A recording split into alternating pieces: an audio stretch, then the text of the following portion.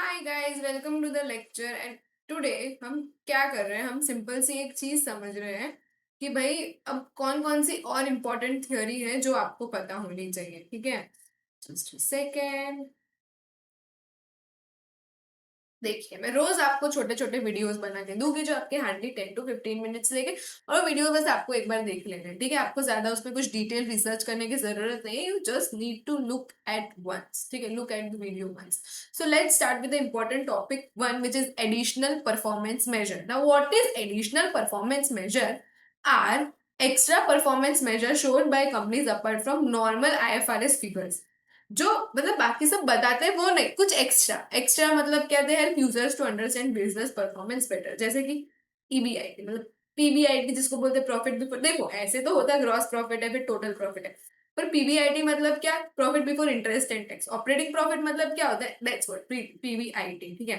फिर EBITDA, earning before interest tax depreciation and amortization. Net financial debt, debt total debt minus cash and financial assets. ये सब आपको anyways पूछेंगे नहीं।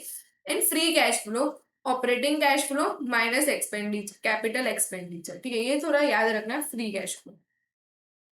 Anyways आपको ये नहीं पूछेगा, आपको ये पूछेगा कि ये इंपॉर्टेंट क्यों है। Why are this important? तो फर्स्ट वन इज क्यों मैनेजमेंट व्यू देता है। APM helps users see the business the way management sees it. Example, manage on EBITDA because it ignores non-cash expense like depreciation. ठीक है। Better comparison between the companies. Companies in the same industries often use APM. ठीक है। जैसे कि airline companies में compare EBITDA margins. Remove non operating items. APM can exclude unusual और irrelevant item to show core operating performance. जो भी बिना फालतू की चीजें वो हटा। जैसे कि रीस्ट्रक्चरिंग, अब रीस्ट्रक्चरिंग फ्यूचर में होने वाला है तो वो एक बार वो एलिमिनेट कर देगा। नेक्स्ट प्रॉब्लम क्या है? Different calculation method. एपीएम के बहुत अलग अलग कैलकुलेशन मेथड है। ठीक है, तो अब दिस रिड्यूसेस कंपेरेबिलिटी। एक तरफ से तो आप बोल रहे हो कि कंपेरेबिलिटी बढ़ाता है, और एक तरफ से आप बोल रहे हो कि कंपेरेबिलिटी कम करता है, तो बस ऐसी ही कुछ बात है। Different companies use different formulas. Two companies में both report EBITDA but exclude different expenses, so user may get confused. Lack of explanation. Sometimes companies do not explain how the APM is calculated, how it connects to the IFRS number. Can give an overly positive picture. Management may adjust figures to make performance look better. Obvious. Too much information confuses user. Advantages से ज़्यादा disadvantages है.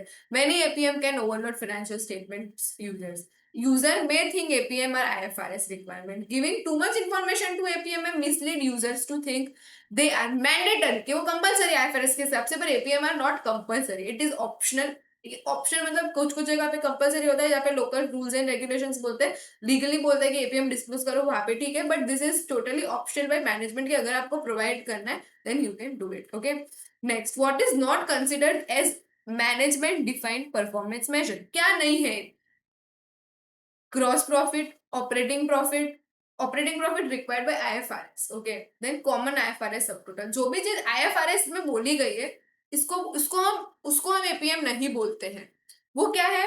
Let's talk, this is not management defined performance measure because IFRS already require or commonly recognizes them. अब IFRS 18 disclosures की बात हो रही है, तो ये डिस्क्लोजर की बात हो रही है, requirement for management performance measure. If a company presents MPM, IFRS 18 require extra disclosure. The company must provide explanation of why MPM is useful, कि एमपीएम क्यों जरूरी है। Why management uses this measure, ये आपको बताना पड़ेगा। डिस्क्लोज करो कि क्यों आप कर रहे हो। Reconcile to IFRS figure. Show the MPM connects to nearest IFRS defined number. Adjusted profit is reconciled, मतलब देखो अब इतना वेरिएशन भी नहीं हो रहा है कि करोड़ों में वेरिएशन आ रहा है। ठीक है, आप पीबीआईटी में से मतलब आप कुछ कर रहे हो और आपको ईबिटा चाहिए, तो थोड़ा बहुत ही डिफरेंस आना चाहिए। मतलब difference should be match, difference should be reconcile, different should be reconcile. अब ऐसा नहीं होना चाहिए कि ह्यूज डिफरेंस आ रहा है और पता ही नहीं है कि वो कैसे आ रहा है। ठीक है, so simple exam conclusion, APM help user understand performance better and compare companies, but they can reduce comparability and may be manipulated. Therefore, IFRS 18 requires disclosure and reconciliation for management defined performance measure. बस इतना ही, आज के लिए इतना ही। This was your topic 1 theory का explanation. मैं रोज ऐसे छोटे छोटे थियोरीज आपको भेजूंगी ताकि आपको सिर्फ एक आइडिया आ जाए कि और ये क्या बोलना चाह रहे हैं। Thank you for watching friends.